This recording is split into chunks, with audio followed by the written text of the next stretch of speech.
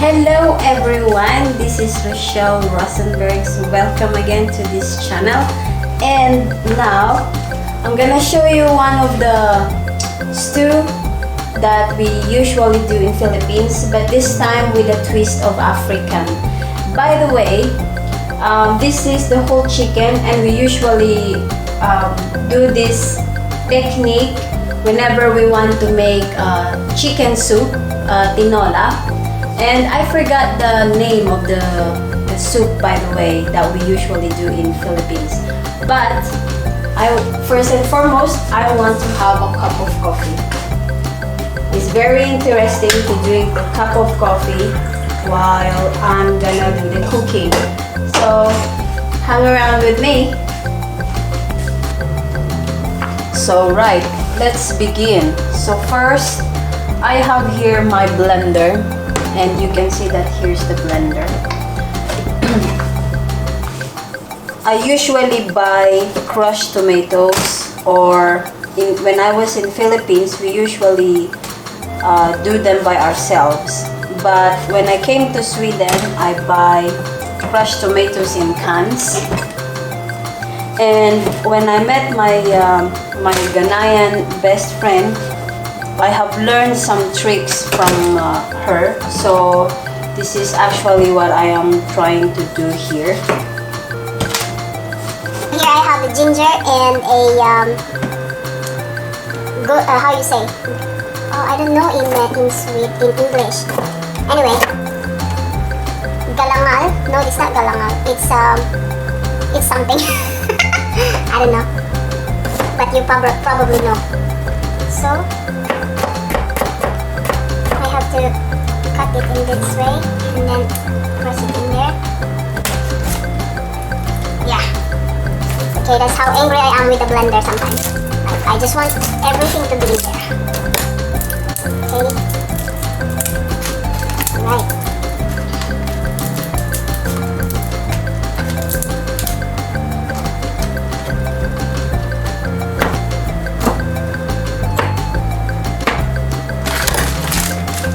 So I don't like messy kitchen, so I usually clean after me directly.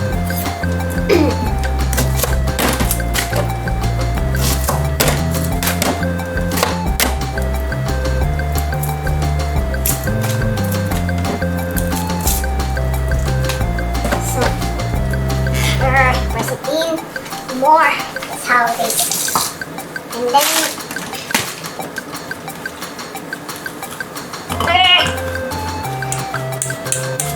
this is home cooking, so it's no sense of luxurious here.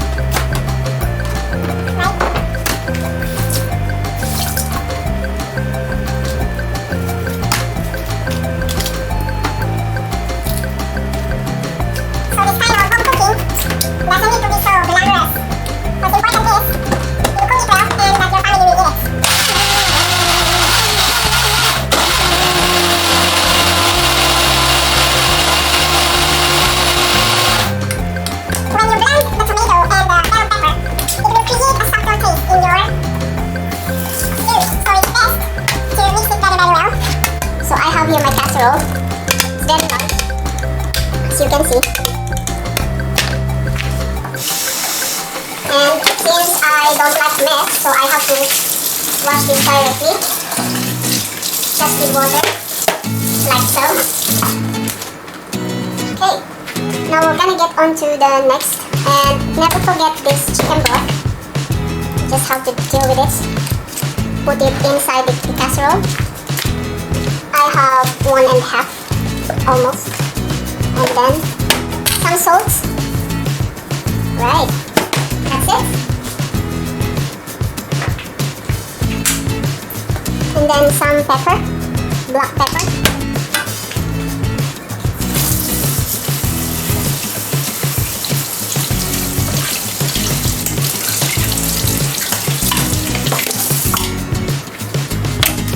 And since I don't have an open fire, I have to do it in another way. So now let's go to the next. I have here the preheated pan. Alright. And here was the casserole with the blended tomato juice. So I'll just have to let that simmer for a while in there. On a low fire. Let me press the right button in here. And I have prepared a stainless bowl because I'll show you what I was talking about this chicken. Okay, this is our technique in Philippines or in Baguio. We usually have the fire to burn this, the skin, just the skin. But since I don't have that kind of fire here, I have to improvise. Okay, let me move you a little bit so I can just go on to my top here. We usually have the kind of fire that, you know, I forgot the name of that. But I'm gonna do my best to fix this another way. And let's see if we can probably make it. Okay. So remember when cutting chicken, chefs or there are techniques that says when you cut the chicken, you should be silent. And what does that mean? It means that you should not be bunking the chopping board. So let me see if this is hot. So be aware whenever you are cooking or you are going to do this by yourself that you have to at least close the door of your kitchen or else your fire alarm will sound. So let me close that a little bit.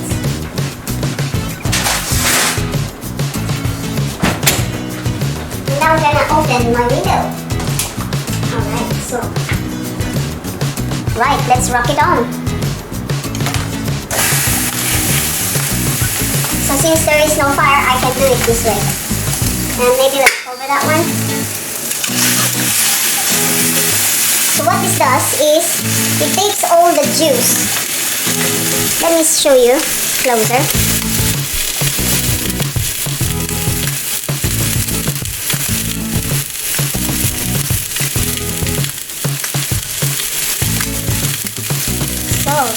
There you go.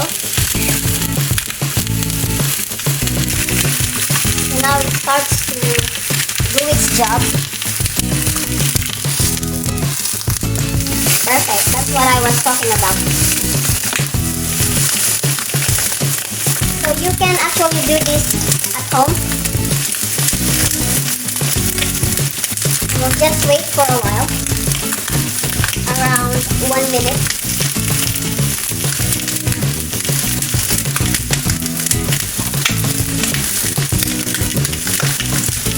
So instead of me steaming this up, it's better that it works in this way. And probably I'm still trying to find this kind of things that could, you know, I don't know what is that. I don't know the name.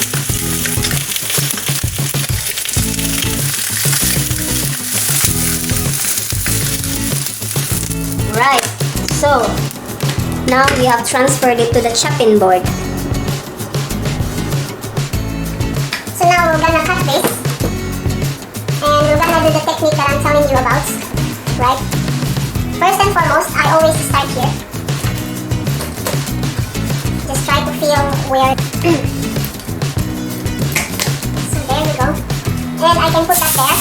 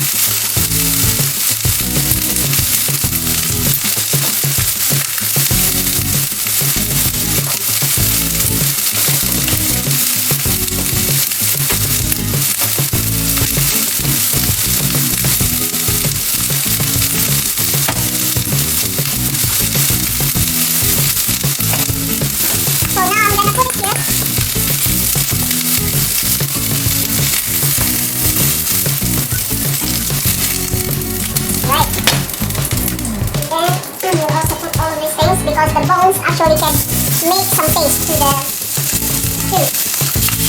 Right. Whenever you want to make tinola or chicken soup, you can actually do this kind of technique to the chicken. Right. So whenever I cook, I always have a separate chopping board for the meat and for the vegetables because it's important to have the kind of hygiene in the kitchen so that you will avoid stomach problems.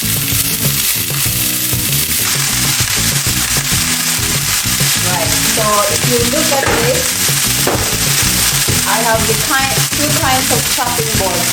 I have the small one, but you can actually have a bigger one. And I have for the meat. So I always choose the dark color for the meat so that it's easier for me to recognize.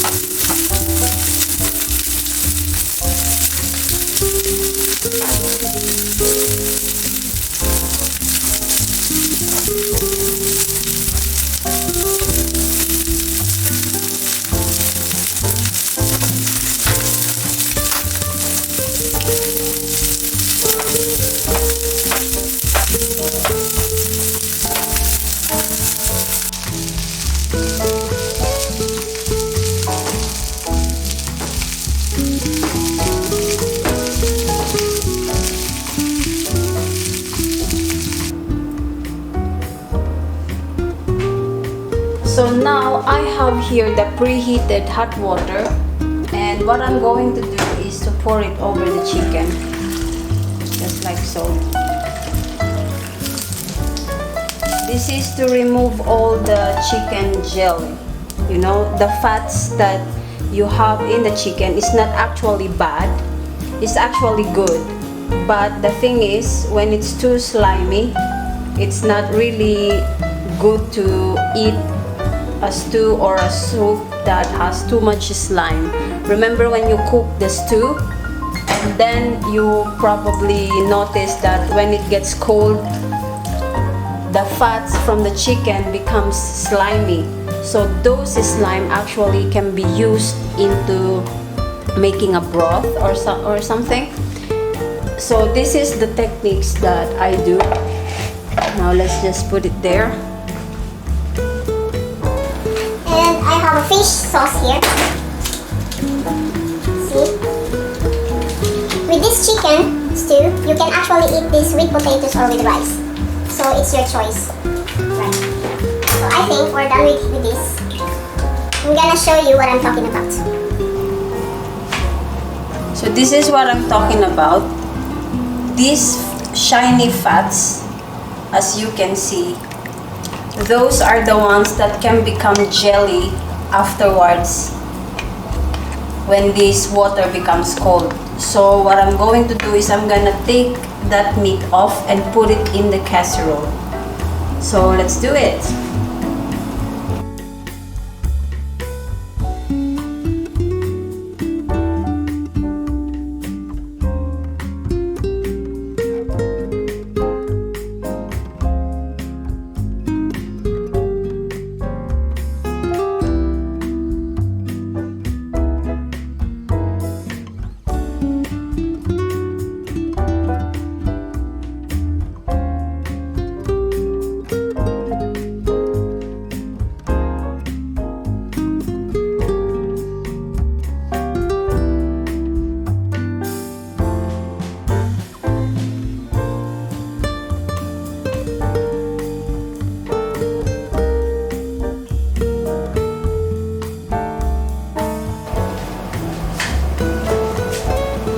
So this broth that is left here is actually good to preserve. So I will let this cool down, and then I will put it in small bottles or in a small Tupperware so that I could preserve it and put it in the freezer. So the next time I'm gonna do a soup, I can make use of this, especially if you buy chicken fillet, and at least now you got the broth from all the meats, you know, it was taken away, all those kinds of fats. So now this is very good tips that I can share you. This water, by the way. So there you go. And you can actually put more taste in it by adding more salt if you'd like to. So I usually use this kind of extra taste, and the name is Bendeatha. I don't know, it's difficult maybe to see, but that's fine. So I usually have it almost like that much. Right. Now, one thing that I can say is just to let it boil. Right, so we're just gonna move it a little bit further, and it will boil there for around 20 minutes or 30. So, right, and we're just gonna return later. And if you have some plants at home that needs compost, it's good to save your peels. You can save your peels and then let them dry, and you can put them on the soil of your plants if you have flowers. This really is much more organic to use, and it's very important to be natural, just like in the farms. That's how I learned. Let's not forget my coffee.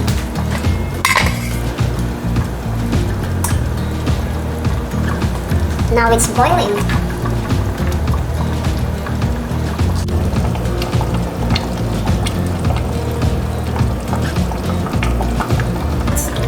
We're just gonna put it like that.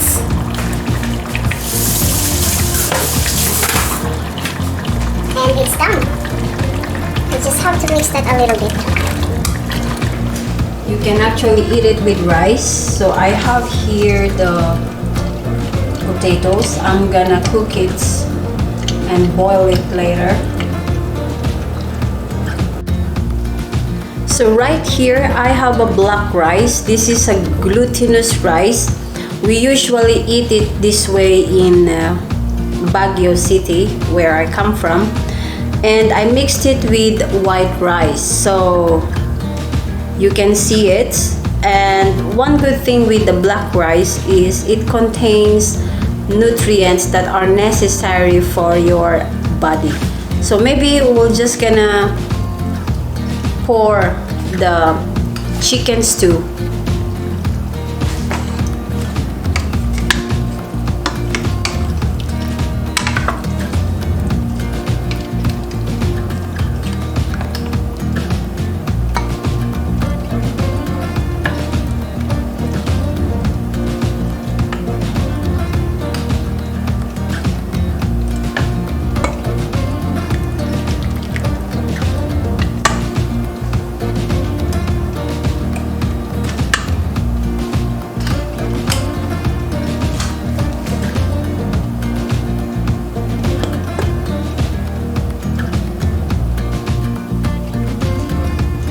So for the broth, I have here the Tupperware, and we're just gonna have to drag this.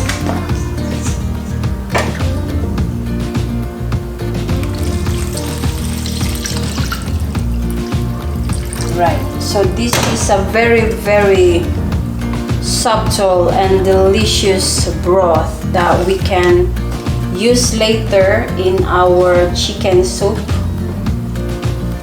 And let's preserve it like so, and we're gonna bring it into the freezer so we can just bring it out whenever we have some chicken fillet. Right, since I did a lot, so now we got the second batch.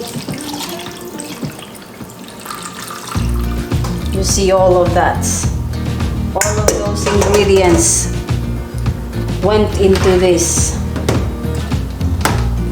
Tupperware. And this will be very, very good later, especially when you want to do another kind of stew.